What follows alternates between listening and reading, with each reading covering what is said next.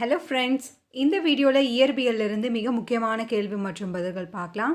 நீங்கள் இன்னும் சேனலை சப்ஸ்கிரைப் பண்ணலை அப்படின்னா சப்ஸ்கிரைப் பண்ணிக்கோங்க ஃப்ரெண்ட்ஸ். கூடவே பக்கத்தில் இருக்க பெல் ஐக்கோனையும் கிளிக் பண்ணிக்கோங்க. முதல் கேள்வி கூற்று 1, மாடு வண்டியை இழுப்பது தொடுவிசையாகும். கூற்று 2, காந்த விசை என்பது தொடாவிசையாகும். சரியான பதில் கூற்று 2மே சரியானது. பொருட்களை தொடுவதன் மூலமாக ஏற்படக்கூடிய விசை தொடுவிசை. அதற்கு எடுத்துக்காட்டு மாடு வண்டியை இழுப்பது. காந்த விசை மற்றும் புவி ஈர்ப்பு விசை இதெல்லாம் பார்த்திங்கன்னா தொடா விசைக்கு எடுத்துக்காட்டு. இரண்டாவது கேள்வி கூற்று முதிர்ந்த தேங்காயானது மரத்திலிருந்து கீழ்நோக்கி விழுகிறது. காரணம் பூமியின் தொடுவிசையின் காரணமாக இந்நிகழ்வு ஏற்படுகிறது. சரியான பதில் கூற்று சரி, காரணம் தவறு. பூமியின் புவியீர்ப்பு விசையின் காரணமாக தான் இந்த நிகழ்வு ஏற்படுகிறது. மூன்றாவது கேள்வி அடர்த்தியின் சமன்பாடு என்ன? Repeated question. ஆன்சர் நிறை பை பருமன். அடர்த்தியின் சமன்பாடு நிறை பை பருமன். இதற்கான அலகு kg m⁻³ நான்காவது கேள்வி பொருள் நகரும் திசைக்கு எதிர் திசையில் விசையை செயல்படுத்தினால் அது பொருளின் வேகத்தினை. ஆன்சர் ஆப்ஷன் டி, ஏ மற்றும் சி. பொருளின் வேகத்தினை அது குறைக்கும் அல்லது இயக்கத்தினை நிறுத்தும். ஐந்தாவது கேள்வி தற்சுழற்சி இயக்கத்திற்கு எடுத்துக்காட்டு தருக. ஆன்சர் பம்பரத்தின் இயக்கம். தற்சுழற்சி இயக்கம் அப்படின்றது ஒரு அச்சினை மையமாக கொண்டிருக்கும் பொருட்களின் இயக்கம். கூட்டத்தில் செல்லும் மனிதன் பார்த்திங்கன்னா ஒழுங்கற்ற இயக்கத்திற்கு எடுத்துக்காட்டு. வீசி எறியப்பட்ட பந்து அப்படின்றது வளைவு கோட்டு இயக்கத்திற்கு எடுத்துக்காட்டு. நேர்கோட்டு பாதையில் செல்லும் மனிதன் அப்படின்றது நேர்கோட்டு இயக்கத்திற்கு எடுத்துக்காட்டுகள். ஆறாவது கேள்வி கூற்று 1, விசையானது ஒரு பொருளின் மீது செயல்படும் போது பொருளின் வேகம் திசை மாறுகிறது. கூற்று 2, ஆனால் விசையானது அப்பொருளை விரிவடையவோ அல்லது சுருக்கவோ செய்வதில்லை. கூற்று 1 மட்டும் சரியானது. விசையானது அப்பொருளை சுருங்கச் செய்கிறது அல்லது விரிவடைய செய்கிறது. ஃபார் எக்ஸாம்பிள் இப்போ நம்ம ஒரு பந்து அழுத்தும் போது அது சுருங்குது இல்லையா, ஸோ அது சுருக்கச் செய்கிறது. ஏழாவது கேள்வி கீழ்கண்டவற்றுள் எது அலைவுறு இயக்கம்? ஆன்சர் அதிர்வு கம்பியின் முன்பின் இயக்கம். இது அலைவுறு இயக்கத்திற்கு எடுத்துக்காட்டு. எட்டாவது கேள்வி கூற்று 1, அலைவு இயக்கம் அனைத்துமே கால ஒழுங்கு இயக்கமாகும். கூற்று 2, ஆனால் கால ஒழுங்கு இயக்கங்கள் அனைத்தும் அலைவு இயக்கமாக காணப்படாது. சரியான பதில் கூற்று 2மே சரியானது. அலைவு இயக்கம் அப்படின்றது ஒரு கால இடைவெளியில் நடைபெறக்கூடியது. ஒன்பதாவது கேள்வி ஊஞ்சலில் ஆடும் குழந்தையின் இயக்கம் எவ்வகையானது? ஆன்சர் அலைவு இயக்கம்.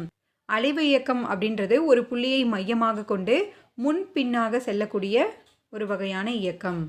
பத்தாவது கேள்வி சராசரி வேகம் என்பது. சரியான பதில் S = d/t. சராசரி வேகம் என்பது கடந்த தொலைவு டிவைடட் பை எடுத்துக்கொண்ட காலம்.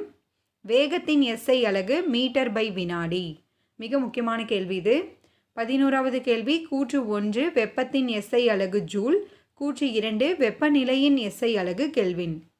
மிக முக்கியமான ஒரு கேள்வி. கூற்று 2மே சரியானது.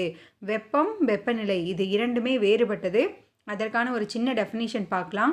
வெப்பநிலை என்பது மூலக்கூறுகளின் சராசரி இயக்க ஆற்றலை குறிப்பிடக்கூடிய ஒரு அளவீடு. வெப்பம் அப்படின்றது பொருளில் அடங்கியுள்ள மூலக்கூறுகளின் மொத்த இயக்க ஆற்றலை குறிப்பிடக்கூடிய ஒரு அளவீடு.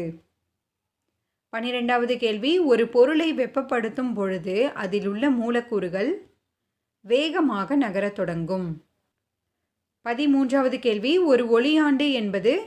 Repeated question. Answer 9.467 × 10⁻15 metre. 14வது கேள்வி கூற்று 1, வெப்ப தொடர்பில் உள்ள ஒரு பொருள் மற்றொரு பொருளின் வெப்பநிலையை பாதிக்கும். கூற்று 2, வெப்ப சமநிலையில் இரு பொருட்களின் வெப்பநிலையும் சமமாக இருக்கும். சரியான பதில் கூற்று 2மே சரியானது. ஒரு பொருளின் வெப்பநிலையை மற்றொரு பொருள் பாதிக்கிறது அப்படின்னா அந்த இரண்டு பொருட்களும் வெப்ப தொடர்பில் இருக்குது அப்படின்னு அர்த்தம். வெப்ப சமநிலையில் பார்த்திங்கன்னா இரு பொருட்களின் வெப்பநிலையும் சமமாக இருக்கும். 15வது கேள்வி வெவ்வேறு வெப்பநிலையில் உள்ள இரு பொருட்கள் ஒன்றை ஒன்று தொடும்போது வெப்பமானது எந்த திசையில் பாய்கிறது என்பதை அவற்றின் டேஸ் நிர்ணயிக்கிறது. ஆன்சர் வெப்பநிலை. 16வது கேள்வி, வட்டத்தின் ஆரத்திற்கு சமமான நீளம் கொண்ட வட்டவில் வட்டத்தின் மையத்தில் ஏற்படுத்தும் கோணம் எவ்வாறு அழைக்கப்படுகிறது? Answer radian. 17வது கேள்வி, கூற்று பொருட்கள் வெப்பமடையும் போது விரிவடைகின்றன. காரணம், வெப்பத்தினால் மூலக்கூறுகளின் அதிர்வு அல்லது இயக்கம் அதிகரிப்பதால் இடைவெளியும் அதிகரிக்கிறது. சரியான பதில் கூற்று மற்றும் காரணம் இரண்டுமே சரியானது. 18வது கேள்வி, நிறையின் மிகப்பெரிய செயல்முறை அலகு எது? Answer CSL. CSL அப்படின்றது சந்திரசேகர் எல்லை. 1 CSL = சூரியனின் நிறையை போன்று 1.4 மடங்கு. 19வது கேள்வி, மின்கலம் என்பது வேதி ஆற்றலை மின்னாற்றலாக மாற்றக்கூடிய கருவி. மின்கலம் வேதி ஆற்றலை மின்னாற்றலாக மாற்றும் கருவி. 20வது கேள்வி, முதன்மை மின்கலன்களில் பொருந்தாதது எது? ஆன்சர் கைபேசிகள். கைபேசிகள் துணை மின்கலத்திற்கான எடுத்துக்காட்டு. மற்ற அனைத்துமே முதன்மை மின்கலன்களுக்கான எடுத்துக்காட்டு. ஒரு முறை மட்டுமே பயன்படுத்தக்கூடியது தான் இந்த முதன்மை மின்கலன்கள். 21வது கேள்வி, பல மின்கலன்களின் தொகுப்பு என்பது எவ்வாறு அழைக்கப்படுது அப்படின்னா மின்கல அடுக்கு. 22வது கேள்வி, கூற்று 1 முதன்மை மின்கலன்களை மீண்டும் மின்னேற்றம் செய்ய இயலாது. கூற்று 2 துணை மின்கலன்கள் பல முறை மின்னேற்றம் செய்து பயன்படுத்தக்கூடியது. சரியான பதில் கூற்று இரண்டுமே சரியானது. 23வது கேள்வி, மின் சுற்றின் எப்பகுதியிலும் இணைக்கப்படும் அமைப்பு எது? ஆன்சர் சாவி. 24வது கேள்வி, கூற்று 1 ஒரு மின் சுற்றில் சாவியானது திறந்த நிலையில் இருந்தால் மின்னோட்டம் செல்லாது. கூற்று 2 ஒரு மின் சுற்றில் சாவியானது மூடிய நிலையில் இருந்தால்தான் அதில் மின்னோட்டம் பாயும். சரியான பதில் கூற்று இரண்டுமே சரியானது. ஸோ இந்த பாயிண்ட் ரொம்ப முக்கியம், பார்த்துக்கோங்க ஃப்ரெண்ட்ஸ். 25வது கேள்வி, முடுக்கம் என்பது திசைவேகம் பை காலம். இது நம்மளுக்கு பொறுத்துகளை கூட கேட்டிருக்காங்க. இடப்பெயர்ச்சி பை காலம் அப்படின்றது திசைவேகம், வேலை பை காலம் அப்படின்றது திறன். 26வது கேள்வி, கூற்று 1 ஒரு பொருளை வெப்பப்படுத்துவதால் அப்பொருளின் மூலக்கூறுகளின் எண்ணிக்கையில் மாற்றம் ஏற்படுகிறது. கூற்று 2 அவற்றின் எடையும் மாறுகிறது. இதற்கான சரியான பதில் கூற்று இரண்டுமே தவறானது. பொருளை வெப்பப்படுத்தும் போது அப்பொருளின் மூலக்கூறுகளின் எண்ணிக்கையில் எந்தவித மாற்றமும் ஏற்படுவதில்லை, மேலும் அவற்றின் எடையும் மாறுவதில்லை. 27வது கேள்வி, ஒரு மின் சுற்றில் மின்னோட்டமானது நேர்முனையிலிருந்து எதிர்முனைக்கு செல்லும். மின்சுற்றில் மின்னோட்டம் நேர்முனையிலிருந்து எதிர்முனைக்கு செல்லும். 28வது கேள்வி, ஒரு மின்சுற்றில் பாயும் மின்னோட்டத்தின் அளவை அளவிடும் கருவி எது?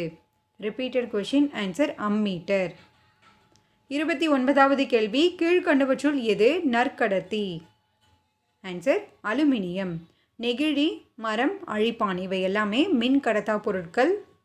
30வது கேள்வி, கீழ்கண்டவற்றுள் எது அதிக காலம் இயங்கக்கூடியது மற்றும் சிக்கனமானது?